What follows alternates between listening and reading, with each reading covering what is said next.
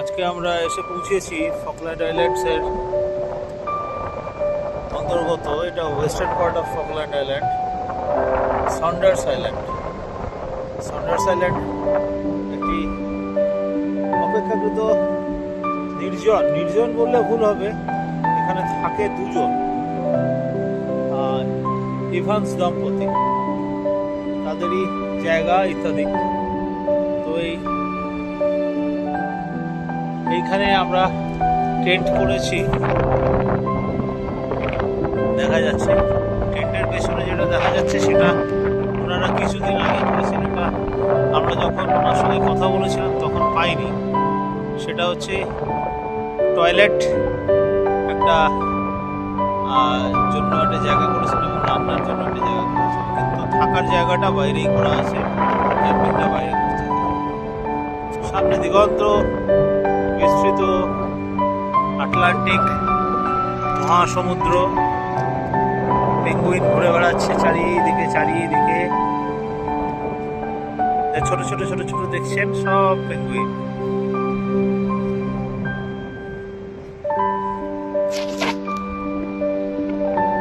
এই যে পেঙ্গুইন সব ঘুরে বেড়াচ্ছে,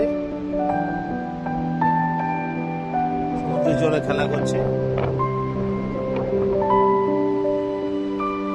আর উপরে দেখা যাচ্ছে অ্যালবাট্রাস, সব থেকে বড় ডানা যে পাখির, তা হলো অ্যালবাট্রাস। ডানা গুটিয়ে তারা রাখে। সেই অ্যালবাট্রাসের একটা কলোনি আছে এই ওপরে,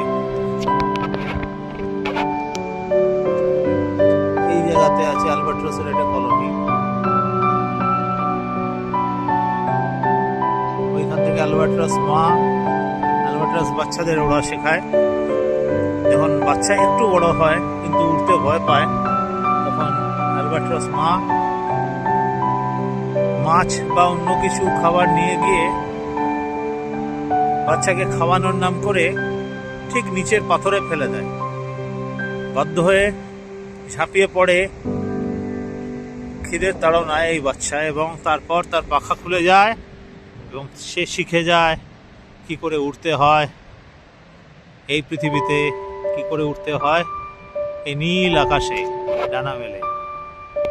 অ্যালবাট্রাস মা এইভাবে অ্যালবাট্রাসের বাচ্চাদের ওড়া শেখায়। এই অ্যালবাট্রাস উঠছে, দেখতে পাচ্ছেন অসংখ্য সংখ্যায় অ্যালবাট্রাস উঠছে। আমরা স্ট্যানলি থেকে জনসন হারবারের যেখানে ছিলাম, ওটা ইস্ট অফ ফকল্যান্ড, সেখানে পেঙ্গুইন একদম গায়ের কাছ থেকে 4 ধরনের পেঙ্গুইন দেখেছি। এখানেও আছে সেই একই পেঙ্গুইন, কিন্তু দূরে দূরে। ওপরে মেগালেনিক পেঙ্গুইন গর্তের মধ্যে সব বসে আছে বাচ্চা নিয়ে, এই যে দূরে দূরে দেখা যাচ্ছে। আর এই অ্যালবাট্রাসের এই উড়ান এত সুন্দর, না দেখলে বিশ্বাস করা যায় না। উড়েই চলেছে অ্যালবাট্রাস। এই যে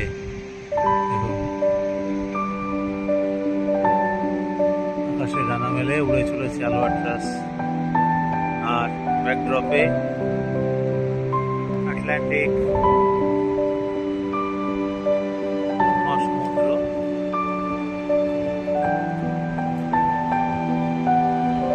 পেঙ্গুইনদের একটা দল বিচের মধ্যে গায়ে রোদ মেখে নিচ্ছে, সোনালি রোদ মেখে নিচ্ছে।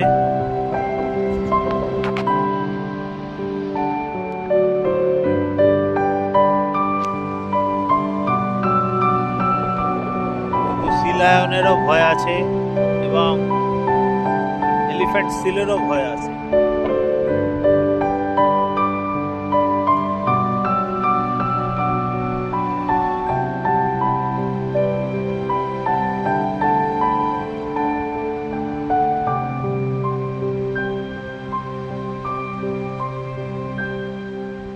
দূরে দূরে দেখা যাচ্ছে আমাদের ক্যাম্প। আমাদের এই ক্যাম্প আমরা নিজেরা কলকাতা থেকে বয়ে নিয়ে এসেছি, কারণ ক্যাম্পিং গিয়ার সেটা দেয় না। সমস্ত কিছু চেয়ার, ফোল্ডিং চেয়ার যা দেখছেন, এবং সোলার লাইট, এখানে ইলেকট্রিসিটি নেই। যে আমরা 4 দিন থাকবো এখানে, এই সোলার পাওয়ারের উপর ভরসা করে আমাদের থাকতে হবে। এখানে কোনো টেলিফোন নেই, কোনো কিছু নেই, যোগাযোগ সম্পূর্ণ আমরা বিচ্ছিন্ন। আমাদের যে নামিয়ে দিয়ে গেছেন নিবাস দম্পতি, উনি আসবেন তারপরে, যেদিন আমরা ফিরে যাব সেদিন আমাদেরকে এয়ার স্ট্রিপে নিয়ে যাবেন, ছোট্ট একটি এয়ারপোর্ট। সেখান থেকে আমরা আবার স্ট্যানলিতে ফিরে, সেখান থেকে মাউন্ট প্লেজেন্ট এয়ারপোর্ট থেকে চিলির উদ্দেশ্যে আবার রওনা হব।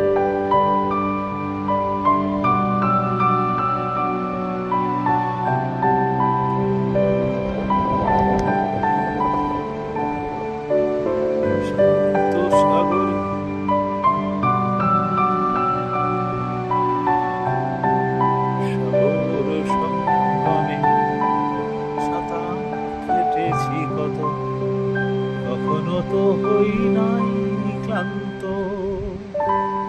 তথাপি মনে প্রশান্ত সাগরে যদিও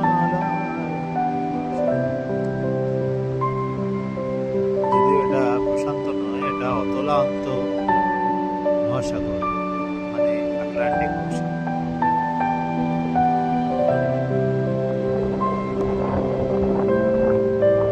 ফকল্যান্ড আইল্যান্ডের সান্ডার্স আইল্যান্ডসের অংশ থেকে, নেক অফ দ্য সান্ডার্সে থেকে কৌশিক রঞ্জন দাস, জানুয়ারি 2026।